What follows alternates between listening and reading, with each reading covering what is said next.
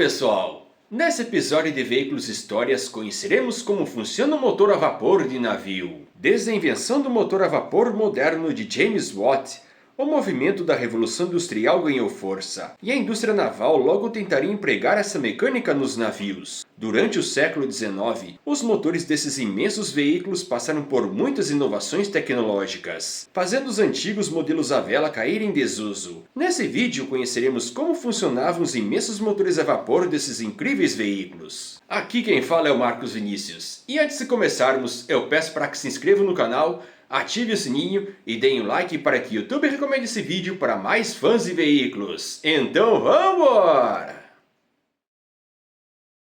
A partir do século XV, muitos navegadores europeus passaram a explorar rotas marítimas com navios à vela, superfícies maleáveis que captavam os ventos dando propulsão ao veículo. Navegadores como Cristóvão Colombo e Pedro Álvares Cabral desbravaram os mares e descobriram novas terras até então desconhecidas da Europa. Países como Inglaterra, França e Espanha financiaram muitas viagens do tipo, o que trouxe grande prosperidade às nações, ainda que às custas do primeiro povo dos territórios conquistados. Ao final do século XVIII se iniciou um grande movimento na Europa conhecido como Revolução Industrial, e com isso, muitos inventores passaram a criar métodos para aumentar a eficácia da produtividade. O engenheiro francês Marquês de Geoffroy d'Aban fez experimentos com um barco motorizado batizado de piroscaf, que foi apresentado em 1783 no rio Saône, cujo motor a vapor movimentava duas rodas d'água nas laterais. Apesar de ter funcionado, a mecânica apresentou perda de pressão e o Marquês sabia que era necessário fazer melhorias. No entanto, a Revolução Francesa acabou interrompendo seus planos e não conseguiu mais melhorar sua invenção.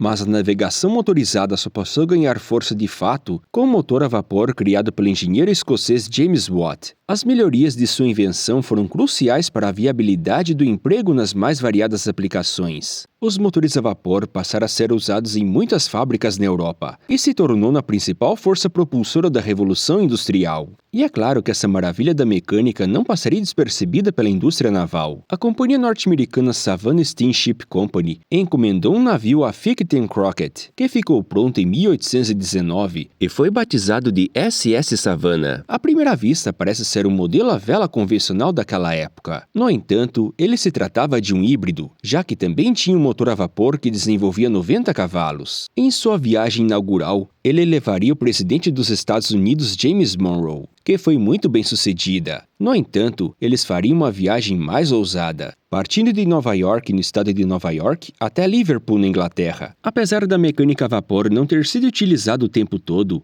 essa viagem foi considerada a primeira transatlântica feita com um navio motorizado. Durante o século XIX, a propulsão a vapor em navios teve grandes avanços, e gradativamente foram substituindo a propulsão à vela. Logo, os cascos em madeira foram substituídos por metal, fazendo os veículos ficarem mais robustos, sendo capazes de carregar mais carga e passageiros. Os principais avanços da mecânica a vapor foram os anéis de pistão em aço, que substituiu os isolantes de algodão. A mecânica a vapor criada pelo engenheiro norte-americano Charles Talbot Porter, que fez estudos para reduzir o curso do pistão, permitindo à mecânica processar mais vezes o vapor, aumentando a velocidade de trabalho. Outros inventos importantes foram a caldeira não explosiva criada pelos inventores norte-americanos Stephen Wilcox e George Herman Babcock, cuja tubulação que aquece a água não fica totalmente exposta ao fogo, e o calor da fornalha corre por passagens que aquecem a água e aproveitam a energia ao máximo possível. Em 1881, o engenheiro britânico Alexander Carnegie Kirk criou um motor a vapor de tripla expansão para navios, sendo que a patente do layout é de 1804, de autoria do inventor inglês Arthur Wolff. Outra inovação mecânica muito importante foi a turbina a vapor, criada pelo engenheiro inglês Sir Charles Algernon Parsons. A essa altura já devem estar curiosos a respeito de muitas das invenções mencionadas. Porém, a pergunta principal é: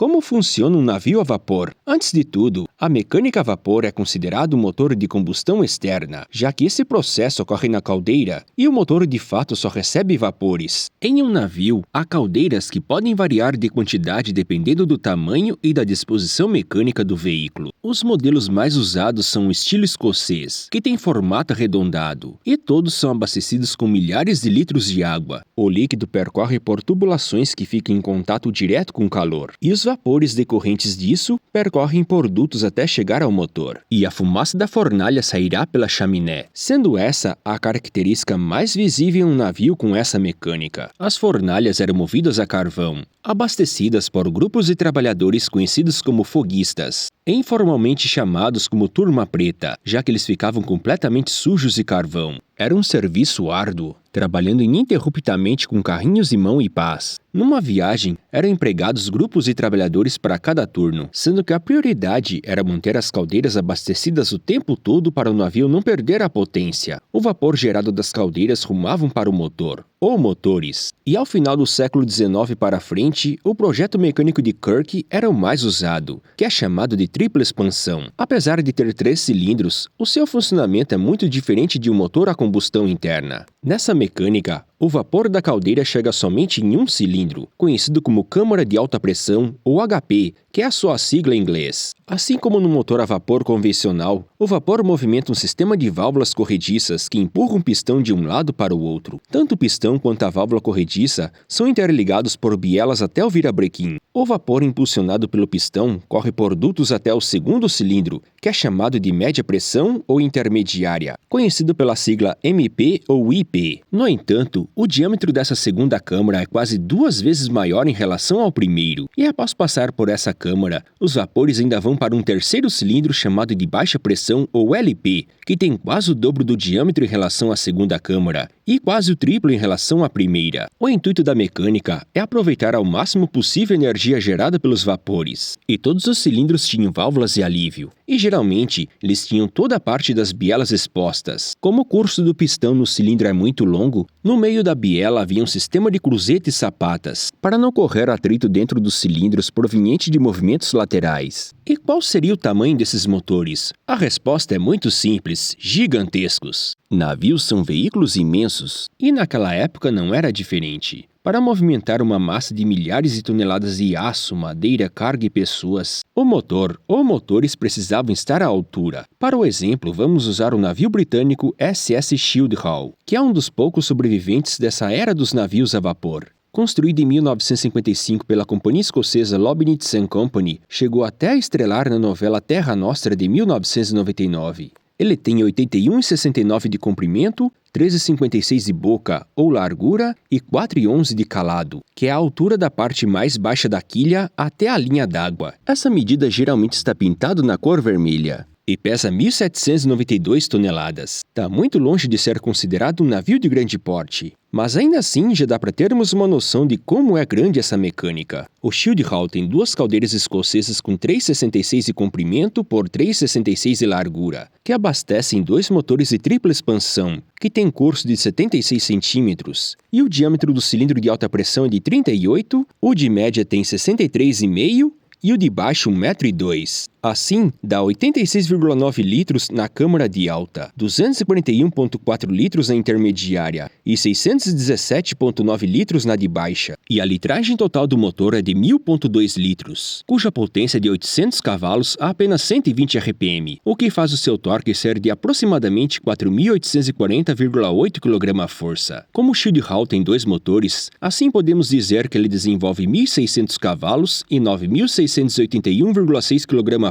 combinados, o que faz o navio chegar a 13 nós ou 24 km por hora de velocidade máxima. Por 30 anos, ele prestaria serviços para o transporte de sedimentos, podendo levar até 1.800 toneladas de carga, e se aposentou em 1985. Por ser um dos poucos sobreviventes da propulsão a vapor na Europa, foi tombado como patrimônio, se tornando em um navio-museu. E ele acabou sendo convertido para levar passageiros, podendo levar 80 pessoas, além de 12 funcionários da tripulação. E atualmente o SS Shield Hall faz muitas viagens por toda a Grã-Bretanha. Outra inovação tecnológica da propulsão a vapor é a chamada turbina de Parsons, criada por Sir Charles Algernon Parsons. Ele consistia num complexo conjunto de rotores dotados de pequenas lâminas, que se movimentavam pela ação dos vapores. O primeiro veículo a usar essa solução foi o experimental Turbinia, que desenvolvia 2.100 cavalos e era muito veloz para a época, podendo chegar a 34,5 nós ou quase 64 104 km por hora de máxima, o que lhe renderia o apelido de Galgo dos Mares. No futuro, o projeto de Parsons também serviria de base para a criação dos motores a reação, tão comuns em aeronaves. A turbina a vapor também seria empregada em grandes navios, como o modelo militar britânico HMS Dreadnought. Construído em 1906, era equipado com 2 turbinas e desenvolvia potência combinada de 23.000 cavalos, fazendo o imenso veículo de 20.730 toneladas chegar a 21 nós ou 39 km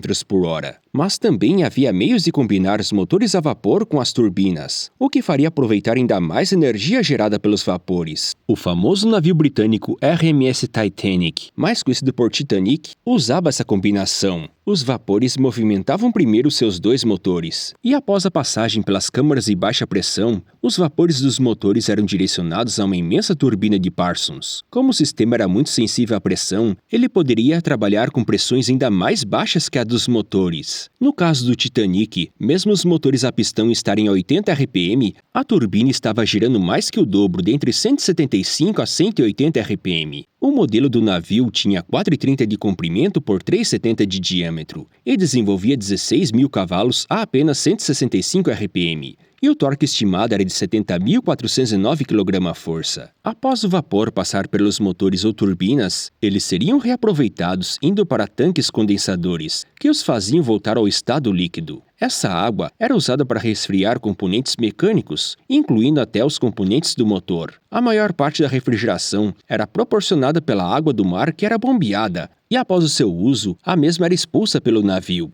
Todos esses dutos eram tratados para evitar a ação da maresia. Os navios a vapor dominaram os mares até a Segunda Guerra Mundial. Em 1945, se estimava que 75% da frota mundial utilizava esse tipo de mecânica, e os motores diesel só passariam a ganhar força de fato a partir dos anos 50, já que eles demandavam menos efetivo para operar a casa de máquinas e menos suscetível a variações de potência. Atualmente, há poucos navios a vapor em circulação, sendo que a grande maioria, assim como o SS Shield Hall, tem o intuito de manter viva na memória a importância que essas magníficas mecânicas representaram para a evolução da indústria naval e para a humanidade. Então, já viu ou navegou em algum navio a vapor? Comente! Eu espero que tenha gostado do vídeo e entendido as explicações. Assim eu peço de sempre para que deem um like e compartilhe com todos os fãs de veículos. E eu me despeço com o motor do Shield Hall funcionando. Até logo e fiquem com Deus!